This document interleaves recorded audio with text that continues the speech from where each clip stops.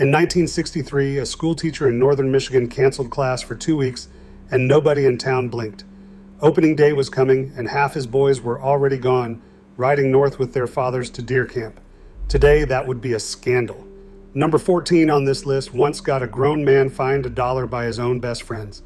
Number 6 was a rite of passage no boy was allowed to skip. And number 1 is the tradition that turned a hunting shack into a sacred place. These 20 traditions built American hunters before 1970. Then we quietly let them go. Hit that subscribe button and let us count down. Number 20. The stove tended before the sun. Somebody always woke first. In a cold camp in the Adirondacks or the Upper Peninsula, one man rolled out of his bunk in the black hour before dawn, struck a match, and coaxed the wood stove back to life while everyone else pretended to sleep. He would feed it split maple and birch, blow gently on the coals, and stand there in his long johns until the chimney started to draw. Within 20 minutes, the tin walls of that shack ticked and warmed, and the smell of wood smoke seeped into every blanket in the room. Nobody assigned this job. It rotated by some unspoken agreement, and the man who did it never bragged about it. A cord of firewood cost about $8 in 1958, but the camp usually cut its own all summer long, stacking it under a tarp for November. That first crackle of fire was the real alarm clock. When the other men heard the stove roaring and smelled coffee starting, they knew the day had begun. No electricity did that, no thermostat, just one quiet man and a box of matches, keeping the whole camp alive. Number 19, the red and black wool. Before blaze orange became the law, a deer hunter announced himself with wool. Not the thin, itchy sweater kind, but heavy, wool-rich and Johnson Woolen Mills coats in that unmistakable red and black buffalo plaid. A good Mackinaw coat cost around $12 in the 1950s, real money for a working man, so you bought one and you wore it for 20 years. It hung on a nail by the camp door all year and only came down in November. The magic of wool was that it kept you warm, even soaked through, and it moved through brush without the loud swish of anything modern. Men waterproofed the shoulders with a rub of paraffin. They checked the elbows for moth holes and patched them with whatever thread was in the tin. That coat carried the smell of every camp it had ever been to, wood smoke and gun oil and wet dog, and a man could bury his nose in the collar and know exactly where he was. Sons inherited these coats. A boy grew into his father's plaid, and the shoulders would not fit right for years. But he wore it anyway, proud, because putting on that wool meant he was finally old enough to go. Number 18, sighting in the rifle. The season did not start on opening day. It started weeks earlier, on a Sunday afternoon when the men gathered behind the barn or drove out to a gravel pit to sight in their rifles. This was serious business dressed up as fun. A paper plate got nailed to a stump at 100 yards, and one by one the men settled into a prone position over a rolled up coat and fired 3 careful shots. Then somebody walked down, studied the holes, walked back, and turned the little screws on the sights a quarter turn at a time. A box of 30-30 cartridges cost about $2.80, and nobody wasted a single round. The lever-action Winchester Model 94 and the Marlin 336 ruled these afternoons, most of them still wearing iron sights. Because a scope was considered a luxury, a real woodsman did not need inside 100 yards. When a man finally clustered 3 shots into a group, he could cover with a silver dollar. He grinned, capped the muzzle, and said he was ready. That group meant something. It was a promise that when a buck stepped out, he would drop clean and quick, and the animal would not suffer for a careless man's laziness. Number 17, the blue enamel percolator. No sound defined deer camp mornings like coffee perking on a wood stove. Not a drip machine, not a French press, but a dented, blue-speckled enamel percolator that had been to camp for 30 seasons. You filled it with cold water, dumped in coffee grounds by the fistful with no measuring at all, and set it on the hot stove to boil until the little glass knob on top ran dark. Some old-timers dropped a whole eggshell in to settle the grounds. Others swore by a pinch of salt. The coffee that came out was black enough to stand a spoon in and strong enough to peel paint, and men drank it scalding from tin cups with their gloves still on. A pound of coffee cost around 85 cents in the 50s, and a camp of 6 men could go through it fast. That percolator never got scrubbed clean on purpose. The seasoning inside, they said, was half the flavor. The first cup was drunk in near silence in the dark. Everyone hunched toward the stove, and the second cup was carried out into the woods in a thermos. Sharing that first pot before a word was spoken was its own kind of prayer. Number 16. The greenhorn hauls water. Every camp had a pecking order, and the youngest man was at the bottom of it. Whoever came to camp for the first time, whether he was a 12-year-old boy or a 40-year-old brother-in-law, drew the humble jobs without complaint. He hauled water from the creek or the hand pump in a galvanized bucket. He washed the dishes in a basin of water heated on the stove. He split the kindling, swept the floor, and emptied the ash pan. Nobody was cruel about it. This was how you earned your place. An older hunter might grunt approval when the boy kept the water bucket full without being asked, and that grunt was worth more than gold. The work taught something no lecture could. It taught that camp ran on everybody pulling weight, that comfort was earned and shared, and that a man who did the small jobs cheerfully was a man you wanted in the woods beside you. By the second or third season, the greenhorn had graduated. A newer face showed up, took the bucket, and the cycle turned again. That quiet apprenticeship built better hunters than any book ever printed. Number 15. The deer drive. Long before every man sat alone in a tree stand staring at his phone, hunting was a team sport. The deer drive was the beating heart of camp strategy. Half the men, the standers, walked quietly to fixed positions at the far end of a swamp or a ridge and waited, still as fence posts. The other half, the drivers, spread out in a line and pushed slowly through the cover, snapping branches, whistling, moving the deer ahead of them toward the guns. It took planning, trust, and an intimate knowledge of the land, where the deer would run, which runway they would take under pressure, where the wind sat. The camp elder usually ran the drive like a general, pointing men to their stands with a few words. Safety was everything. You knew exactly where every other man stood, and you never, ever swung your barrel toward the drivers. When it worked, a buck that had been hiding all morning came slipping through the brush right into a stander's lap. When it did not, the men gathered afterward, red-faced and laughing, to argue about who moved too fast and who fell asleep on his stand. Either way, they did it together. First pattern break. Here is where the real meaning of deer camp comes into focus. These traditions were never really about killing deer. A man could shoot a deer alone from his back porch if that was the point. Deer camp was about the going. It was about a group of men, often the same men for 40 years, leaving the ordinary world behind and driving north into the cold, to a place with no telephone and no boss and no wife telling them to wipe their feet. For 1 week a year, the plumber and the banker and the farmer were equals in wool coats, judged only by whether they told a good story and pulled their weight on the drive. Boys were brought into this world deliberately at 10 or 12 to learn who their fathers really were when the suit came off. The shack was often a wreck, a leaning cabin, or a canvas tent with a dirt floor. It did not matter. Men who would never say they loved each other showed it by returning to that shack every single November, no matter what the year had done to them. Number 14, the Kangaroo Court. Some camps ran a mock court every night, and it was one of the great comedies of the season. After supper, by lantern light, a self-appointed judge, usually the oldest and most ornery man in camp, held court over the day's crimes. The charges were absurd, and the fines were real. Miss an easy shot? Fine. Fall asleep on your stand and let a buck walk by? Fine. Track mud across the clean floor? Snore loud enough to wake the dead, or tell the same lie twice? Fine, fine, and fine. The fines were small, a nickel or a dime, sometimes $1 for a real disgrace. And the money went into a coffee can nailed to the wall. At the end of the week, that can paid for a case of beer or a steak dinner on the drive home. The accused could plead his case and the whole camp erupted arguing over the verdict, which was the entire point. Nobody escaped the court. The judge fined himself when he burned the bacon. It was a way of laughing at each other without cruelty, of turning every blunder into a story, and of reminding proud men that nobody at camp was too big to be humbled. Number 13, cutting the shirt tail. If you missed a shot at a deer, you paid for it with your shirt. This tradition was practiced in camps from Pennsylvania to Wisconsin, and it was merciless.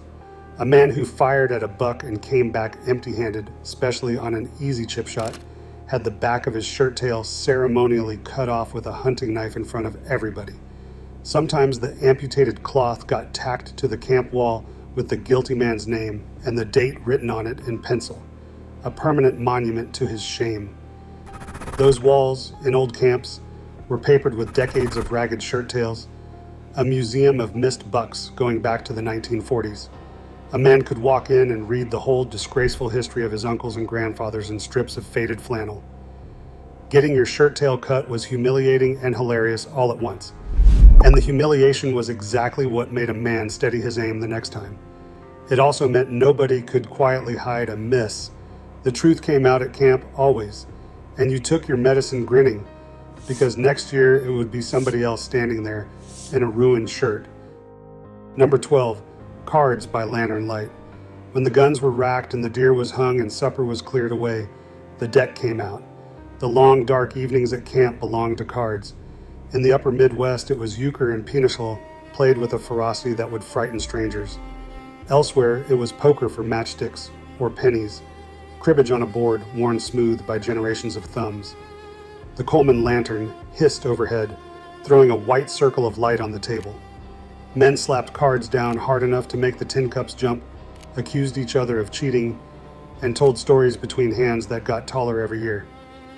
A boy at his first camp learned the games here, dealt in as a partner once he was old enough not to give away his hand. There was no radio worth listening to, no television for 100 miles, so the entertainment was each other. Those card games ran past midnight and settled nothing and meant everything. Half the great camp stories, the ones retold for 50 years, happened around that lantern-lit table with a bad hand of euchre going cold. Number 11, the buck pole. Nothing announced success like the buck pole. Every camp had one, a stout log lashed between two trees or set on posts out front, high enough to hang a deer clear of the dogs and coyotes. When a man brought a buck back to camp, it went up on the pole for all to see, hung by the gambrel with its rack turned proud toward the road. That pole was the camp's scoreboard and its front page. Passing hunters slowed their trucks to count the deer and judge the racks. Neighbors dropped by just to look. Hanging a deer on the pole also had a practical purpose, letting the meat cool and age in the November air, which improved the flavor and made it easier to butcher. But the ceremony of it mattered just as much. A young hunter's first buck on that pole, next to his father's and his grandfather's, was a moment he remembered for the rest of his life. Men stood in front of it in the cold with their coffee, telling the story of every deer up there, where it was shot and how far it ran. An empty pole at the end of the week was a quiet disappointment nobody had to name. Number 10, heart and liver for breakfast. The morning after a kill, you ate the parts nobody talks about anymore. When a deer was field dressed, the heart and liver were saved, wrapped, and carried back to camp. And the next morning they went into the skillet with onions and a lump of bacon grease. Fresh venison liver, sliced thin and fried fast so it stayed tender, and the heart cut into medallions, made a breakfast that connected the men directly to the animal they had taken. This was not squeamish eating. It came from a generation that wasted nothing and understood that respecting a deer meant using all of it. The organs were the freshest meat available, and eating them the morning after the hunt was almost a ritual of gratitude. The smell of liver and onions frying at dawn told the whole camp somebody had scored the day before. Old-timers claimed the heart brought luck to whoever ate it. Boys were watched closely to see if they would eat it without flinching, and the ones who did earned a nod. We buy our meat, shrink-wrapped now, and throw the organs away. Those men would have called that a sin. Second pattern break. Here is something we lost that has nothing to do with deer at all. Deer camp was the last place many American men ever had to be fully self-sufficient. That leaning shack or canvas wall tent had no running water, no furnace, no store within 30 miles. Everything the men needed, they carried in or made themselves. They cut the wood, hauled the water, cooked the food on a stove they fed by hand, patched the roof, mended the gear, and doctored their own cuts and blisters. If something broke, you fixed it with what was in the toolbox and your own two hands, or you did without. A generation raised in that world knew how to be useful in a way that is genuinely rare today. They could start a fire in the rain, dress a deer in the dark, read the weather off the sky, and find their way home without a single road sign. Camp was where fathers passed that competence to sons, not through lectures, but through a week of doing hard things together in the cold. The self-reliance was not a hobby. It was who they were, and deer camp was where they got to be it one more time. Number 9, the long drag out. There were no ATVs and no fancy game carts. When you shot a deer, you dragged it out of the woods by hand, and it was some of the hardest work a man ever did for pleasure. You tied a rope around the antlers or the neck, threw it over your shoulder, and hauled that 150-pound animal through swamp, over deadfalls and up hills that seemed to grow steeper with every step. A good drag rope was a prized possession, sometimes with a wooden handle worn smooth by years of use. If the deer was big or the ground was bad, it became a two-man job, and you took turns until your legs shook.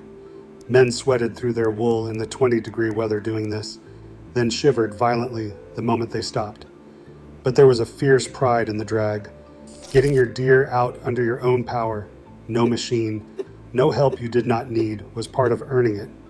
By the time a hunter reached camp, soaked and spent, that buck felt fully paid for. The easy way had not been invented yet, and nobody missed it. Number 8, praying for tracking snow. The most valuable thing at deer camp could not be bought at any store. It was tracking snow, a fresh inch or two of clean, soft snow that fell overnight and turned the whole forest into an open book. On a morning after tracking snow, every deer in the county had signed its name. A hunter could step out at first light and read exactly where the animals had walked, which way they were headed, how big they were by the spread and depth of the tracks, and how recently they had passed. A sharp-eyed woodsman could follow a single buck for miles, reading the story in the snow, telling from the gait whether the deer was walking calm or running scared. Men studied the sky for days, hoping for it. A dry brown November was a curse, the deer moving like ghosts with no way to follow. But a quiet snowfall in the night was a gift, and camps woke to it with real excitement, gulping their coffee and grabbing their rifles fast.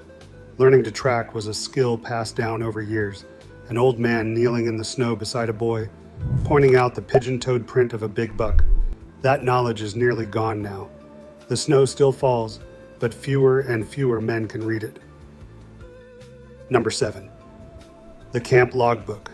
Many camps kept a journal, a battered notebook or ledger that lived on a shelf by the stove and recorded the entire history of the place.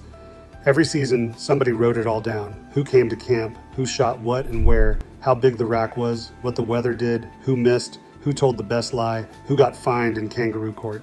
Some logbooks went back 40 or 50 years, filled with the handwriting of men long dead. On a slow afternoon, a hunter would pull it down and read entries from before he was born. The record of his grandfather's best buck in 1949, or the blizzard year when nobody got out for 3 days. Those pages held the whole soul of the camp. They recorded the year a boy shot his first deer and the year an old member's name appeared for the last time. Weddings, deaths, new trucks, hard winters, it was all in there, wound through with deer stories. A camp logbook was a family Bible written in pencil and coffee stains. When a new man was finally handed the book and told to make the entry, he understood he had been fully accepted, trusted to write the next line in a story much larger than himself. Number 6, blooding the first kill. When a young hunter shot his first deer, the men marked it on his face. This was the great rite of passage, practiced in camps all across the country in one form or another. After the boy's first buck was down and field dressed, an older hunter dipped his fingers in the deer's blood and smeared it across the boy's cheeks and forehead. He was not allowed to wash it off, sometimes not for the rest of the day, sometimes not until camp broke. The boy wore that blood like a badge, proud and a little stunned, standing over his deer while the men shook his hand and clapped his back. It marked the exact moment a boy became a hunter, a full member of the camp. There was nothing cruel in it.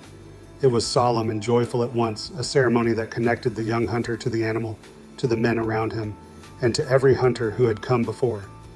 Fathers who blooded their sons that day remembered it as clearly as the boys did, often more so. In a world with fewer and fewer real rites of passage for young men, this one meant something. You did not just get a deer, you crossed over. Number 5, the big buck pool. Friendly competition ran through every camp, and the biggest buck pool was the sweetest prize of all. At the start of the week, every man threw $1 or $2 into the pot, and whoever brought in the buck with the largest rack, or sometimes the heaviest field-dressed weight, took the whole thing home. It was pocket change, but the bragging rights lasted all year. Men who would give a stranger the coat off their back turned cutthroat over that pool. They guarded their best hunting spots, kept quiet about the monster buck they had seen at the edge of the cedar swamp, and razzed each other mercilessly. Weighing and measuring the deer became its own ceremony. The buck hoisted on a scale hung from the pole. The rack counted point by point, while everyone argued about whether that little nub really counted as a tine. The winner was crowned like a king and reminded everyone of his victory for the next 12 months. But the pool was never really about the money. It was about giving the whole camp a shared story, a season with a champion, and one more reason for these men to needle each other and laugh until the lantern burned low. Third pattern break. Here is the truth about who deer camp was for. For most of the years before 1970, deer camp was a world of men, and everyone understood exactly why. It was the one place a working man could shed every role the world had stapled to him. He was not a husband or an employee or a churchgoer at camp. He was just himself, allowed to be rough and profane and tender in ways the rest of his life never permitted. And into this world, at the right age, he brought his son. That was the whole point. A boy went to camp to see his father unguarded, to hear the men talk the way they really talked, to learn by watching how a decent man carried himself in the cold and the boredom and the sudden violence of the hunt. He learned patience on a freezing stand. He learned humility when he missed. He learned generosity when the meat was shared. Fathers who could not say a loving word across a kitchen table said everything they meant by taking a boy to deer camp and teaching him, without a single speech, how to be a man. That transmission, father to son in a smoky shack, is the thing we have let slip away most of all. Number 4, leaving the does alone. There was an ethic to the old camps that had nothing to do with the law. For most of these years, a real hunter took a buck, and he left the does alone.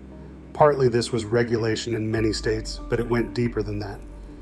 Shooting a doe was seen by many old-timers as taking the future, the mother of next year's fawns, and a man who did it without need was quietly judged.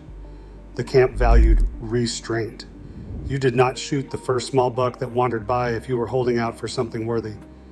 You did not take a risky shot that might wound and lose an animal. You did not fill your tag on the first morning and spend the rest of the week idle.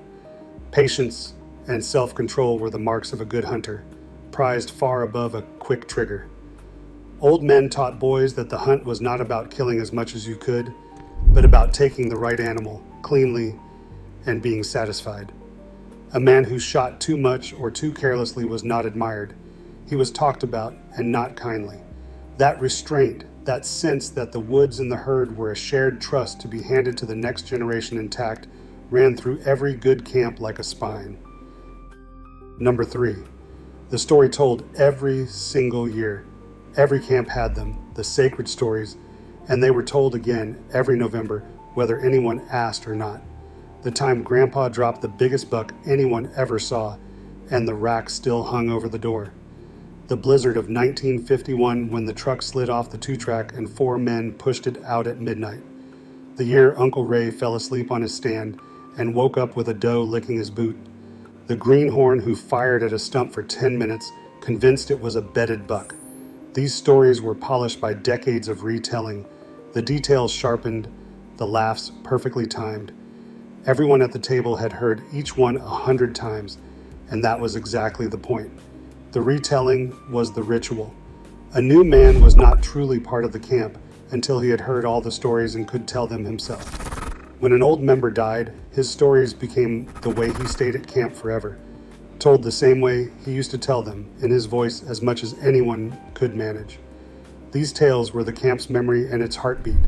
To tell them was to keep the whole company of hunters, living and dead, gathered around one lantern-lit table. Number 2, handing down the rifle. There came a day in every hunting family when the old man passed his rifle to his son or grandson, and it was as solemn as any ceremony a church ever held. It might be a Winchester Model 94 carried for 40 seasons, the bluing worn silver at the muzzle, the stock darkened by a lifetime of hands. It might be an old bone-handled hunting knife instead, or a compass, or the plaid coat off his back. The object mattered less than the moment. Handing down the rifle meant the old man was acknowledging, out loud or in silence, that his hunting days were ending, and the boy was ready to carry the tradition forward. Sometimes it happened at camp. The rifle passed across the table with a few gruff words. Sometimes it came at the end, a dying man's last wish, that his grandson get the 30-30. The young hunter who received it understood the weight of it, and not the weight of steel and walnut. He was being trusted with the whole line, every buck that gun had taken, every camp it had been to, every man who had carried it before. He would hunt with it, care for it, and one day, when the time came, he would hand it down again. Number 1, the empty chair. And this is the tradition that made deer camp sacred. Sooner or later, a chair at the table sat empty. A man who had come to that camp every November for 30 or 40 years, who tended the stove and told the stories and lost the euchre hands, did not come back one year because he was gone. And the camp did not pretend he had never been there. They remembered him out loud. They left his spot at the table, or hung his old coat by the door, or drank the first cup of coffee in his honor without a word. His stories still got told, in his voice as near as they could manage, and the men laughed at the punchlines he had worn smooth over the decades. A boy too young to have known him grew up hearing about the man as if he still sat in that chair, until the man became part of the woods themselves. This was how these hunters faced death, not with a service in a suit, but with an empty chair at a lantern-lit table and a season of remembering. Deer camp was never really about the deer. It was about belonging to something that outlasted you, a company of men bound together by cold mornings and shared coffee and the same stretch of woods, year after year, generation after generation. The empty chair was the proof that it mattered. You were remembered. You were not forgotten. And someday, someone would keep your chair too. Here is my challenge. This November, bring one of these back. Keep a logbook. Hang your buck on a pole where the neighbors can see it. Take a boy who has never gone, then come back and tell me in the comments which tradition your family still keeps. Because I want to know whose camp still cuts the shirt tails and whose grandfather's rifle is still hunting. These were never just habits. They were how we passed ourselves down.